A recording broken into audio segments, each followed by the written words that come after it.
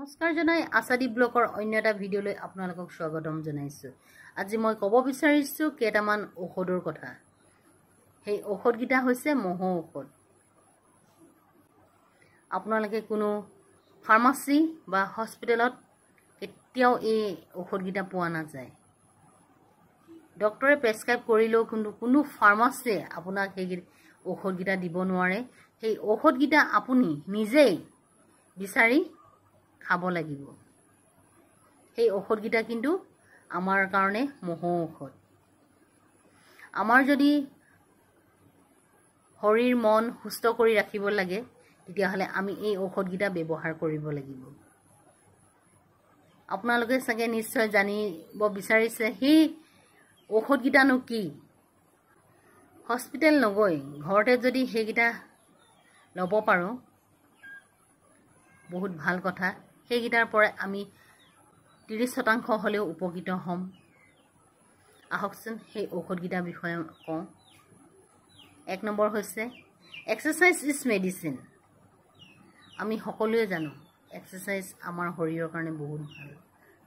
জানিও আমি কেতিয়াবা ভুল কৰি থাকোঁ বা সময়ৰ অভাৱ, কৰিবলৈ মন নাযায়। ৰাতিপুৱা কৰিব নোৱাৰিলেও গোটেই দিনটোৰ ভিতৰত যদি আমি নিজৰ কাৰণে 10 মিনিট বা 15 মিনিট সময় উলিয়াই সেই এক্সাৰচাইজকেইটা কৰোঁ, যোনে যেনেকুৱা এক্সাৰচাইজ কৰে কৰিব যদি পাৰোঁ, সেইটো এটা আমাৰ কাৰণে কিন্তু এটা ঔষধ। 2 নম্বৰটো হৈছে গুড ফ্ৰেণ্ডছ আৰ মেডিচিন। আমাৰ বন্ধু বান্ধৱো আমাৰ কাৰণে ঔষধ। যেতিয়া আমি আমাৰ নিজৰ বন্ধু বান্ধৱী কাৰোবাৰ আগত যদি আমি মনৰ কথাখিনি প্ৰকাশ কৰোঁ, আমাৰ মনটোৱে বহুত শান্তি পায়, বহুত ভাল লাগে। সেইটো এটা ঔষধ। মনৰ কথা যাৰ আগত আমি প্ৰকাশ কৰোঁ, খুলি ক'ব পাৰোঁ, সেইটো ঔষধ। Sleeping is medicine. সময়মতে যদি আমি শুওঁ, সেইটো এটা আমাৰ কাৰণে ঔষধ। সময়মতে শুই সময়মতে যদি উঠোঁ, সেইটো আমাৰ স্বাস্থ্যৰ কাৰণে বহুত ভাল।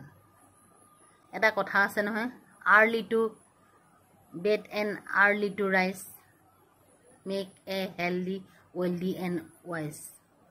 সঁচাকৈ সেই কথাবিলাকৰ প্ৰত্যেকটোৱে কিন্তু অৰ্থ আছে। সময়মতে শুব পাৰিলে আমাৰ শৰীৰ মন সুস্থ হৈ থাকে। 4 নম্বৰ ফাষ্টিং ইজ মেডিচিন। আমি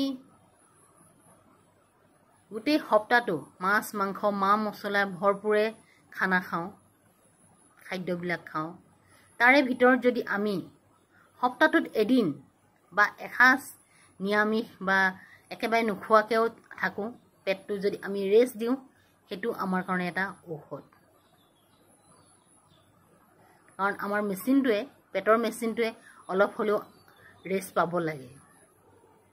সেইকাৰণে কোৱা হৈছে ফাষ্টিং ইজ মেডিচিন বুলি। Vegetable and fruits R medicine. আমাৰ যি শাক পাচলি ফল মূল সেইবিলাকো আমাৰ কাৰণে কিন্তু ঔষধ। বহুত এটা ভাল কথা। ফল মূল শাক পাচলি যদি আমি বেছিকৈ নহয়, যিখিনি আমাৰ শৰীৰটোৰ দৰকাৰ সিমানখিনি যদি আমি খাব পাৰোঁ, সেইটো এটা আমাৰ কাৰণে কিন্তু ঔষধ। Meditation is medicine. এক্সাৰচাইজৰ নিচিনা আমি যদি ইয়াতো 10-15 মিনিট সময় নিজৰ কাৰণে উলিয়াব পাৰোঁ, সেইটো এটা ঔষধ। মেডিটেশ্যন কৰিলে মানুহৰ মন মগজু সকলো সুস্থ হৈ থাকে। Every morning sunlight is medicine. Morning sunlight is medicine. ৰাতিপুৱা যেতিয়া সূৰ্য ওলায়, সেই সূৰ্যৰ ৰশ্মিত ডি ভিটামিন থাকে, আমি সকলোৱে জানো। সৰু ল'ৰা ছোৱালীক ৰাতিপুৱা সময়ত সকলো প্ৰায়ভাগ মানুহে বাহিৰত লৈ থাকে অলপ সময়। ঠিক সেইদৰে আমিও যদি অলপ সময় ৰখি আমাৰ বডিটোত ডি ভিটামিন ল'ব পাৰোঁ, সেইটো আমাৰ কাৰণে ঔষধ। লাউথাৰ ইজ মেডিচিন। মুক্ত মনে হাঁহিব পৰাটো আমাৰ কাৰণে ঔষধ।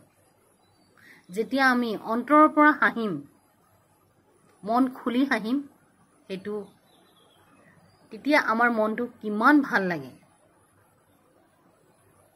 সেই মুক্ত মনে হাঁহিব পৰাটোৱে হৈছে এটা মেডিচিন। এনেই মানুহক দেখুৱাই মুখখন টিপি হহাটো কিন্তু মেডিচিন হ'ব নোৱাৰে, সি বিপৰীত দিশতহে গতি ল'ব। বাহিৰত দেখা পাইছোঁ পাৰ্কবিলাকত বয়সস্থ মানুহসকল যায়, তেখেতলোকে এটা সময় ধাৰ্য কৰি অকল হাঁহা এক্সাৰচাইজ কৰি থাকে। সেইটোও কিন্তু তেওঁলোকৰ কাৰণে মেডিচিন। ঠিক সেইদৰে আমিও যদি মুক্ত মনে হাঁহোঁ, সেইটো হ'ব আমাৰ কাৰণে এটা ঔষধ। Drinking of water is medicine. পানী, কথা এটা আছে নহয়, পানীৰ প্ৰাণ। পানী নহ'লে আমি জীয়াই থাকিব নোৱাৰোঁ। ৰাতিপুৱা যোনে যিমান খায়, খালী পেটত অলপ কুহুমীয়া কৰি যদি পানী আমি সময়মতে খাওঁ,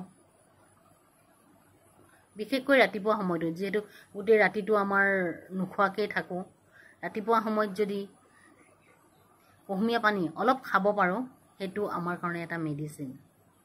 আপোনালোকে যদি সময়মতে কৰিব পাৰে এই ঔষধকেইটা, সকলো উপকৃত হ'ব।